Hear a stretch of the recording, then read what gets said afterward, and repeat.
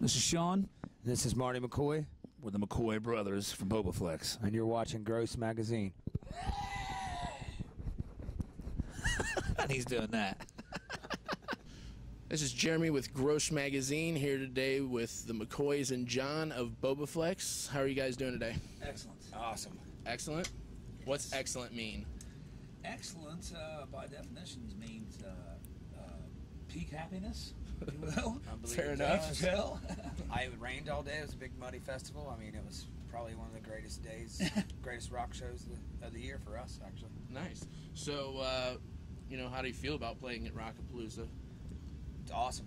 Yeah, it was great, man. We got a decent slot and got to play for kids, which is great because we're usually playing in bars and clubs where 15-year-olds can't get in, and we that's too bad. We had attracted a plethora of cool kids with cool haircuts. I'm like, wow, they actually like us. So when the kids like you, you're like, oh, thank God.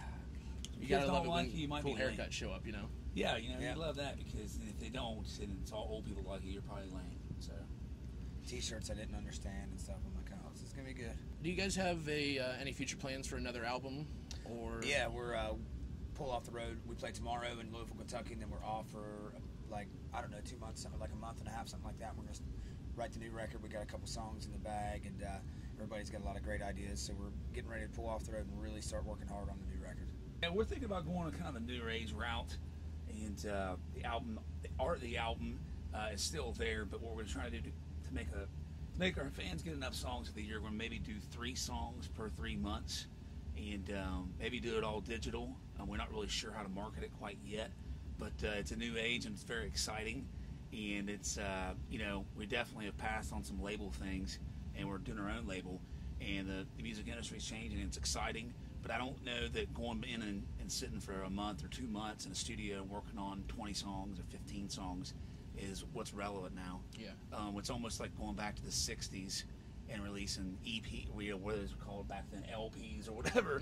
And we're thinking about maybe going that route. We're not sure, but we've got a ton of songs ready to go and record, so we'll be ready for whatever.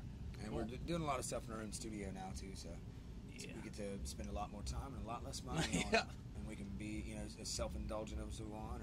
It's always good. Yeah, absolutely. Got a lot of self-indulgent things I got to get out. Not quite sure yet what's going to happen. Get everybody in a room and see what kind of vibes are coming off. But I think we're getting better at our craft and getting better at writing songs, and we kind of want to just break rules and not really worry about anything on this one. What makes you guys decide to switch back and forth between lead singers? We just write songs, and whoever we decide is the best voice for it, lyrically or vibe-wise, just go with that route. What do you guys plan on doing for the rest of 2012 other than the album? We're going to tour. We're going to head out all in November, probably December up until Christmas. We've been going coast to coast probably 5-6 times a year, and it's really helping out the band a lot, like all over the country, and we're gaining more fans that way. And so, yeah, just going to tour as hard as we can go. And then this fall and winter, we're releasing another single from Hell in My Heart, Sound of Silence, in the video. What made you guys name the band after Boba Fett?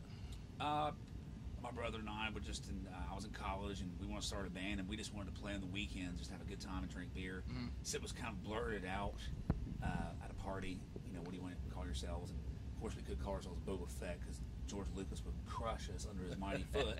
So we just did a wordplay. And plus, back then when we wrote it, it was cool to have a weird pop culture wordplay name back then.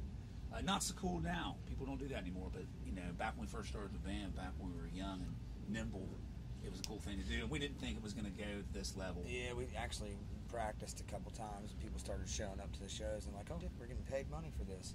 So at this point, are you stuck with the name? Yeah. We've had management labels go, we got to change the name. We just walked. I'm like, this is our livelihood, it pays for our lives, pays for this thing. I was like, I can't start all over. And, I'd love to have a name like the Shadow City Hitman or something cool like that. But Bobaflex it's here to stay. Yeah, and we just don't do what people tell us to do. That's the whole reason we're in a rock band. You got to change your name. It's like, you can't tell me what to do. The name's got out a lot, and we got a lot of diehard fans, and the crowds are building up all over the country, and it's really amazing. We worked a long time at it, and it's a big country, and once you start getting a foothold and that name starts getting out there, it's like, no way are we changing it, no way in hell. Exactly. I got a tattoo on my body, it's here to stay. Yeah. That's pretty permanent. Yeah. Unless you got a hacksaw or a laser.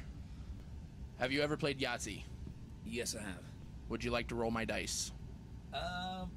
You know, in a different world, if I swang that way, yes, I would. If you're in an orgy, what do you do if you come first? I suppose leave. This is the ink blot test. What do you see in this ink blot? A penguin smoking a cigar. A penguin smoking a cigar, yeah. It is absolutely not a penguin smoking a cigar. It is Jar Jar Binks from Star Wars. What is one of the grossest experiences you've had in your career? There was a turd on the rim, standing up about this big. Nasty, big, muddy, big, but solid turd with blood in it. Blood all over it. I woke up in the van one time, and in the seat ahead of me, there was a used tampon with a cigarette put out in it. One time we were signing, this older lady come up, she's a bigger woman, pulled her ass, she got me to sign it, and I'll sign anything. She had stretch marks so deep it looked like a panther clawed her ass. And when I signed her butt, it was like trying to sign a tire, like a monster truck tire. The ridges are so deep, I was like, I just scratched through them. I'm out. Are you sure she didn't get scratched by a panther? She may have. It could have been that. It could have been, yeah. But I was still polite and kind to a fan and still did it with a smile on my face.